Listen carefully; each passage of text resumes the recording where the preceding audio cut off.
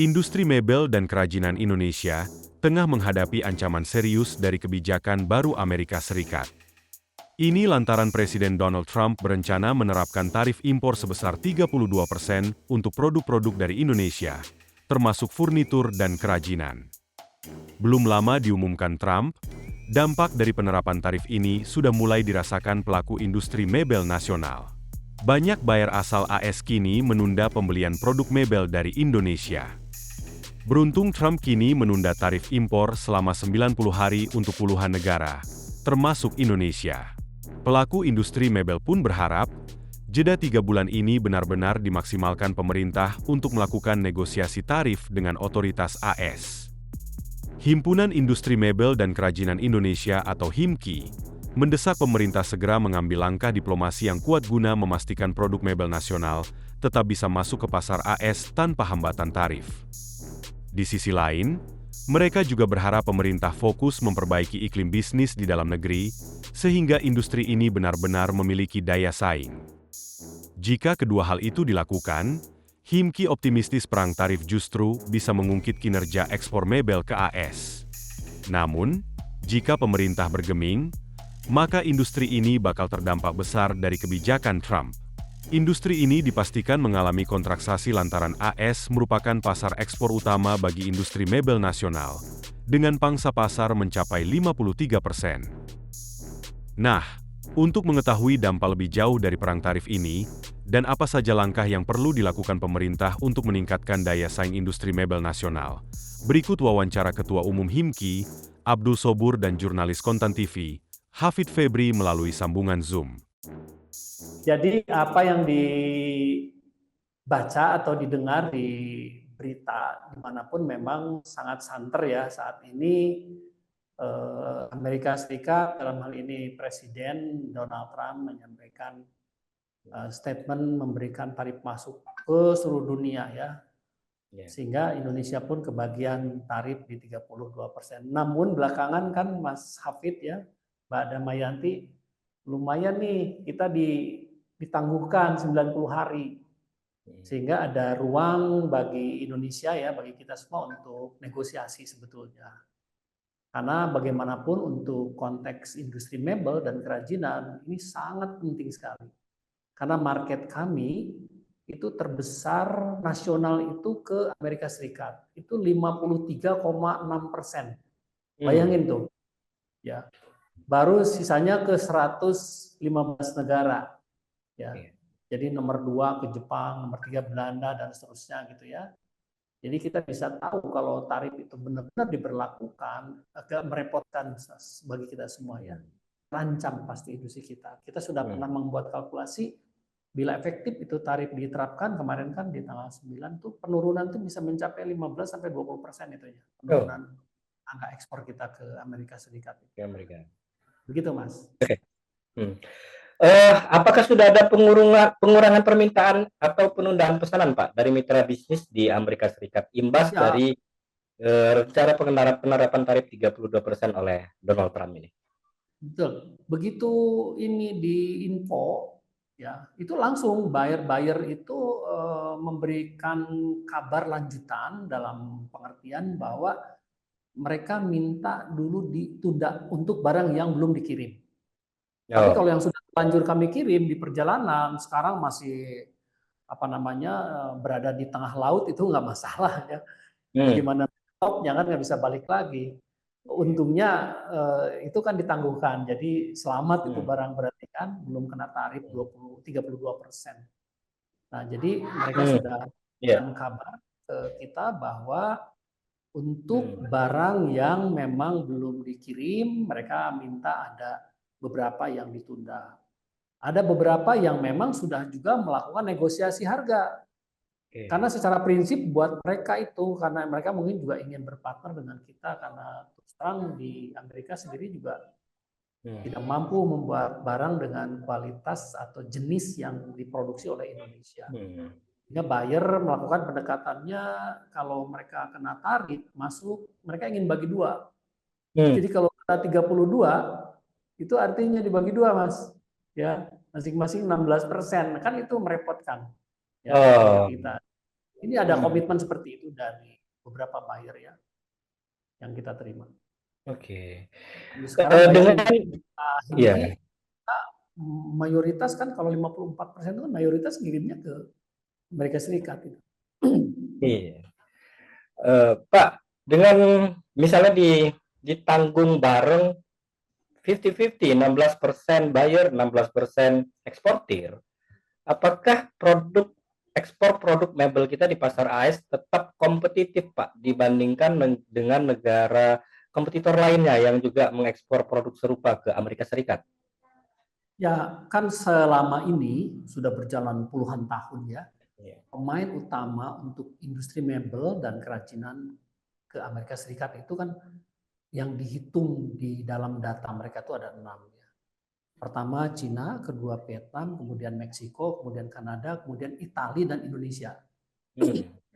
Jadi kalau China dikenakan tarif yang begitu besar, kemudian hengkang, berarti yang tersisa itu adalah Vietnam, ya, Meksiko, Kanada, Malaysia, ya, Italia dan kita. Berarti kita bersaing dengan mana tuh? Saya punya dugaan besar persaingan ketat sekali kita akan terjadi dengan Vietnam dan Malaysia. Karena bagaimanapun kalau dengan Kanada dan atau Italia, bahkan dengan Meksiko, ada variabel lain yang mungkin secara UMR tuh mereka lebih tinggi dari kita. Dalam pengertian kami, tingkat efisiensi mereka untuk bisa menyaingi barang-barang dari Asia Tenggara itu berat. Coba kita lihat misalnya UMR di Italia itu berapa, UMR di Kanada itu berapa, ya Meksiko mungkin oke, UMR lebih mahal dari kita tapi border deket, ya. Malaysia, ya Malaysia itu kan ada orangnya nggak? Orangnya kan juga bergantung ke Indonesia sebetulnya. Dia menang dengan teknologi canggihnya ya, dengan sistem birokrasi yang sangat ramping sehingga mereka masih mampu melakukan ekspor ke Amerika ke seluruh dunia gitu ya. Jadi saya punya kalkulasi Mas, kalau pertanyaan tadi itu Mas Hafid, kompetisi kita akan sangat ketat itu dengan Vietnam. Vietnam kan selama ini leading jauh di atas kita ya. Dia ekspor sudah mendekati mungkin 20 miliar dolar itu sekarang.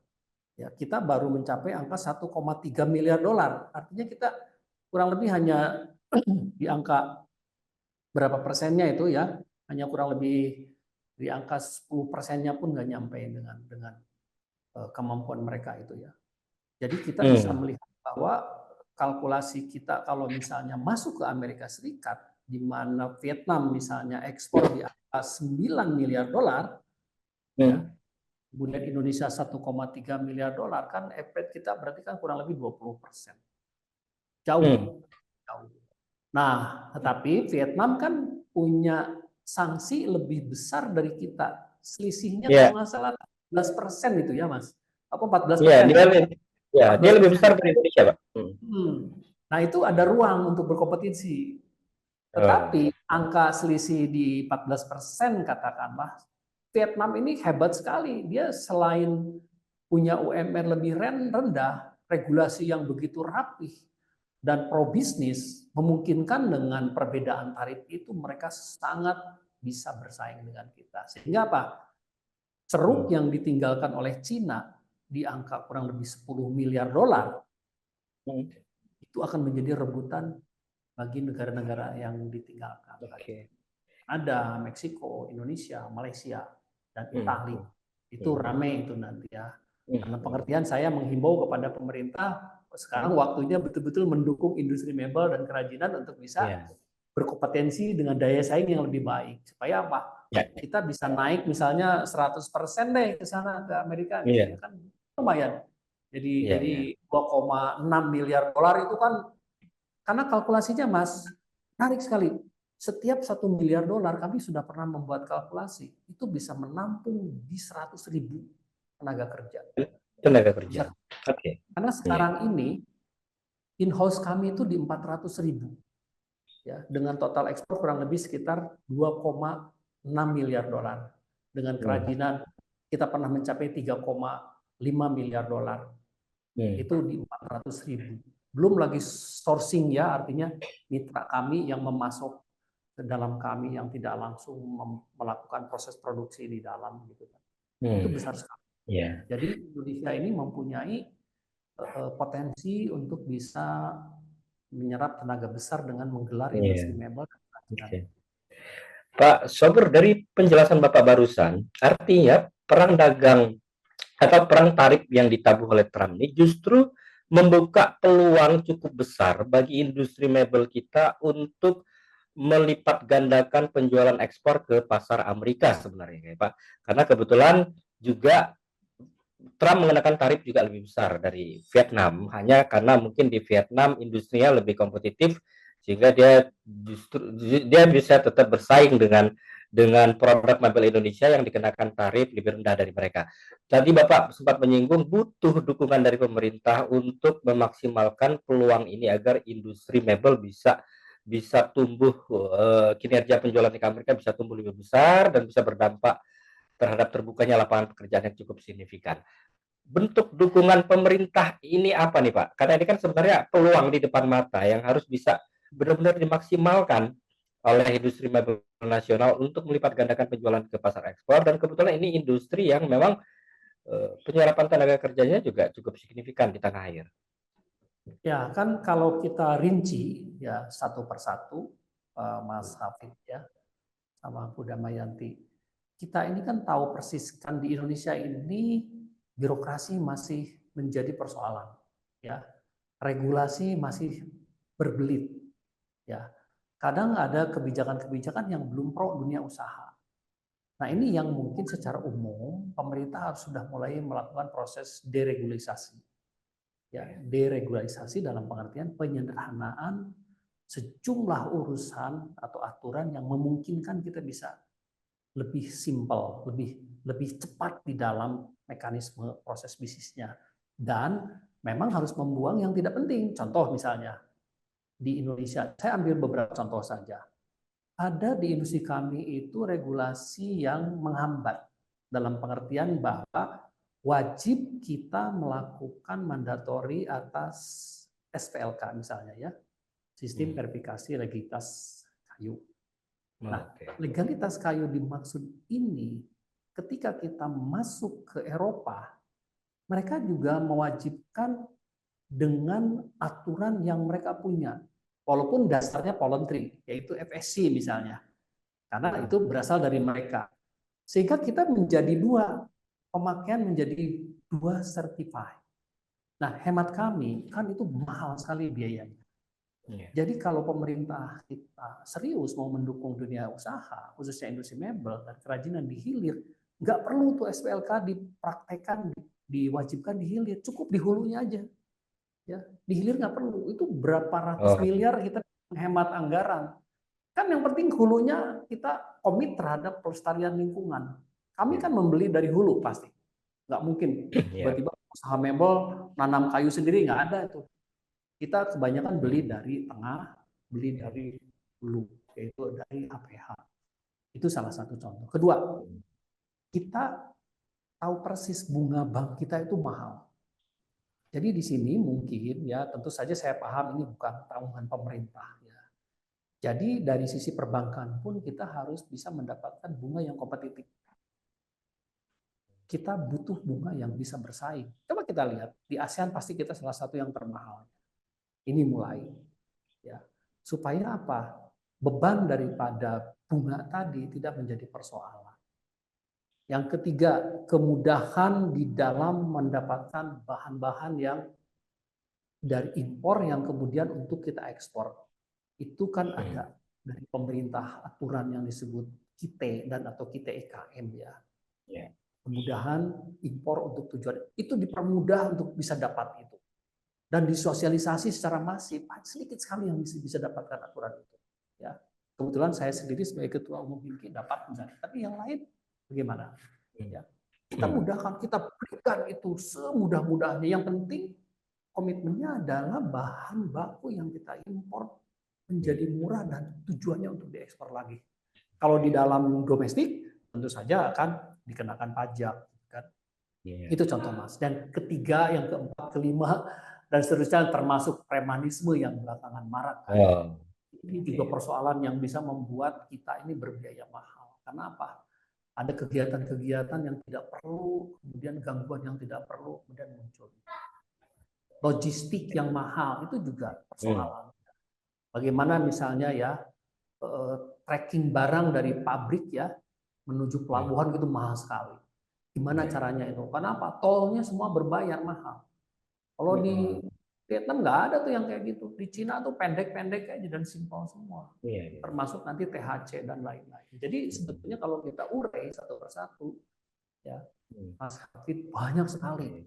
Dan saya kira pemerintah itu tahu bagaimana dari biaya tinggi menjadi biaya yang efisien itu adalah PR terbesar kita. Kalau memang mau mendukung daya saing industri mebel dan kerajinan kita membaik sehingga kita bisa compete dengan negara tetangga kita yaitu Vietnam, Malaysia dan seterusnya.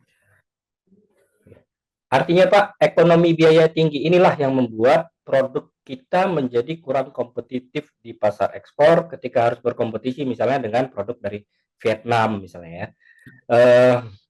Nah, kalau seandainya Pak, pemerintah tidak merespon atau tidak ada inisiatif melakukan pembenahan atas beberapa tantangan yang tadi Bapak sampaikan, kira-kira kita akan kehilangan momentum nggak Pak untuk memaksimalkan penjualan di tengah perang tarif ini Pak? Artinya apa? Artinya perang tarif ini justru akan dinikmati oleh mebel Vietnam misalnya.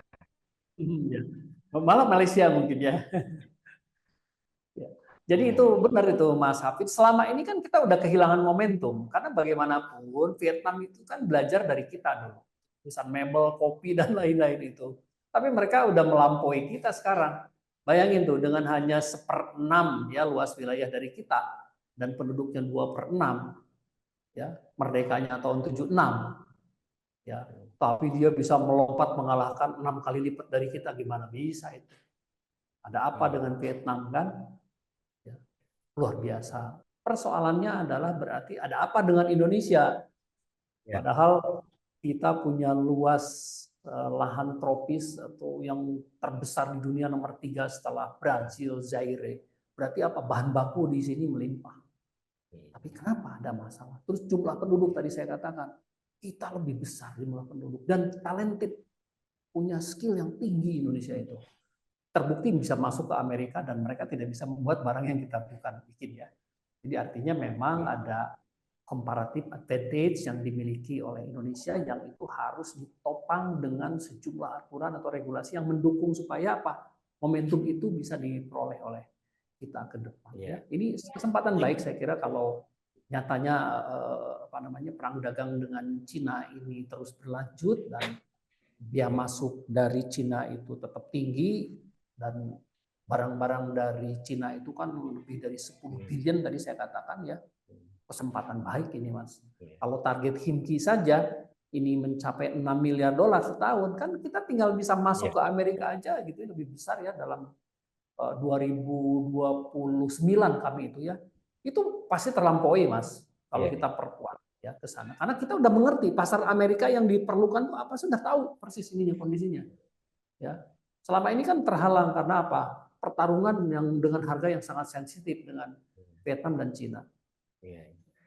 Tapi Pak, kesempatan baik tadi bisa kita maksimalkan asalkan dibarengi dengan komitmen serius pemerintah untuk melakukan atau mengatasi masalah-masalah yang Bapak sampaikan tadi ya. Ya. Jadi memang pemerintah di sini sudah, saya kira mereka sudah melakukan mitigasi apa saja ya, apalagi dengan pemerintahan baru misalnya yang ingin menciptakan pertumbuhan di 8%. Kan kalau filosofi pertumbuhan 8% ini kan hemat kami ya di lapangan sebagai pelaku usaha, pasti kan harus ditopang dengan industri manufaktur yang tumbuh.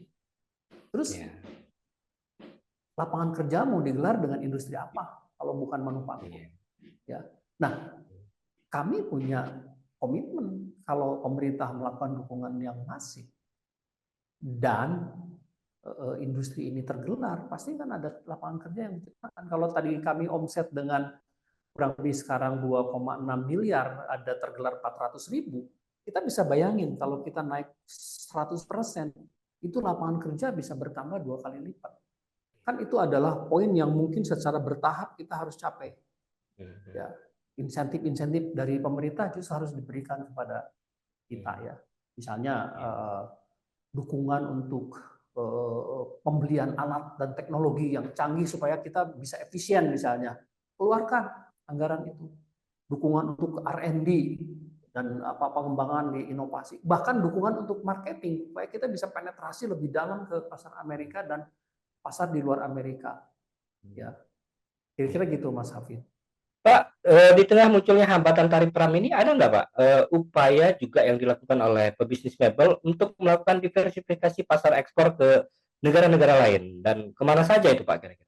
Ya, sudah agak lama Mas kita ngomong diversifikasi itu ya, ketika kita sudah bisa membaca waktu itu kan ada ancaman dari Uni Eropa terkait pemberlakuan EUDR.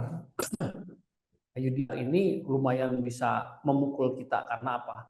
Sejumlah aturan-aturan yang mereka minta itu cukup ketat ya, dan sebagian besar UMKM nggak akan bisa penuhi. Sehingga kita sudah berpikir dari sejak 3-4 tahun yang lalu itu membaca pasar di luar Amerika Serikat dan di luar Eropa. Dasarnya pada saat itu. Jadi kita udah masuk coba ke India, masuk ke Middle East ya, masuk bahkan ke Australia dan ke beberapa negara. Tetapi nggak gampang.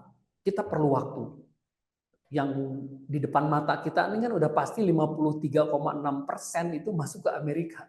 Jadi kita tetap berpikir bahwa memaintain pasar yang sudah ada ke Amerika Serikat itu tetap merupakan prioritas. Itu. Sementara diversifikasi pasar bahkan ke ASEAN sendiri ya, itu menjadi PR kita. Dalam waktu dekat harus digarap. Dan itu yang disebut dukungan pemerintah untuk memastikan bahwa penetrasi pasar ke pasar baru itu perlu dukungan dari pemerintah. Kalau ke Amerika kita nggak perlu pameran ke sana. Mereka sudah biasa datang ke sini. Tapi ke negara-negara yang tadi, yang emerging market, itu perlu ekstra ordinary untuk kita masuk ke sana. Sehingga butuh dukungan dari pemerintah lebih besar. Nah Pak, Amerika ini kan menjadi pasar utama ekspor mebel kita, dan Trump sendiri sudah mengatakan akan menangguhkan tarif impor 32% tersebut selama 90 hari ke depan. Dan pemerintahan kita juga telah mengutus tim negosiasi ya untuk bertemu dan membicarakan langsung hal ini dengan otoritas Amerika agar tarif impor bisa diturunkan dari 32% ke tingkat yang lebih rendah dengan membawa beberapa poin lah, diantaranya melonggarkan TKDN misalnya. Nah, Bapak optimis? Apakah Bapak optimis bahwa tarif tersebut bisa diturunkan oleh Trump? Atau apa harapan Bapak terhadap hasil negosiasi yang akan dicapai oleh kedua pemerintahan ini, Pak? Ya, ini kesempatan baik ya bagi pemerintah kita. Mungkin level yang turun harus presiden, hitungan kami. Pak Prabowo langsung yang mengontak ke Trump. Karena apa? Seriously ini. Karena apa? Bagaimanapun ya, walaupun ekspor kita ke Amerika belum merupakan ekspor yang dominan secara keseluruhan, tetapi angka 30 miliar dolar itu cukup besar bagi kita. Ya. Jadi artinya bahwa potensi kita untuk bisa mendapatkan tarif rendah atau bahkan nol itu sangat mungkin. Asal apa? Kita berani menyampaikan ke Amerika Serikat bahwa kita bukan ancaman. Indonesia ini adalah partner strategis untuk jangka panjang. Kalau kamu berhenti dari Cina belanja, Indonesia adalah tempat yang terbaik untuk kamu belanja atas produk yang kamu butuhkan. Jadi negosiasi kita harus di level di mana kita menunjukkan sebagai sebuah partner strategis. Itu presiden bisa bicara di situ, bukan utusan atase atau menteri. Levelnya tuh harus presiden. Kenapa nggak main-main ini? Trump ini nggak suka pakai nuklir, mungkin perang tuh apa nggak terlalu suka. Dia sukanya ini dagang, perang dagang. Perang itu harus disiasati oleh pemerintah langsung, dalam hal ini presiden langsung. Dia sendiri yang mengumumkan kok di situ, bayangin tuh. Ya kan? Wah, kita pun juga sama gitu ya. Makanya saya senang sama pemerintah Vietnam itu memberikan respon yang sangat cepat itu dengan kita tadi bisa nona. Kita harusnya, nah sebenarnya ada titik lemahnya si Vietnam itu. Mereka juga tahu barangkali ya bahwa di balik Vietnam ini kan ada relokasi industri besar-besaran dari Cina. Ini kan border, Pak. Tapi kalau kita bersih, ya dalam pengertian bahwa Indonesia ini merupakan partner yang selama ini tidak terhubung dengan kepentingan Amerika dalam arti persaingan. Kita betul-betul bisa menjadi partner strategis. Di situ sebenarnya momentumnya.